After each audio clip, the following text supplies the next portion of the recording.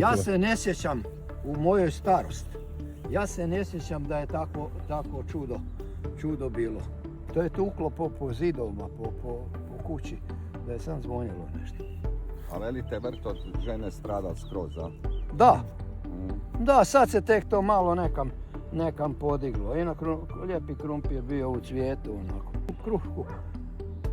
Rana, evo sad počela zoreti. To je sve isprebijano. Raskrile krove? Da, krov. Pa to ja sam otvorio vrata, to se bijeljalo po dvoru, ono, ko da je snijeg, ko najlagani pao. Aha, ovce imate malo, a? Da. Znači još uvijek poljoprivreda. Kako, pa šta? Ja sam bio tvrdoglav pa sam ostao na poljoprivredi. A imao sam šanse da. Ali dobro, evo. Je li vam žao? Nije. Nije šta mi bilo žao. Jedino što je malu penziju.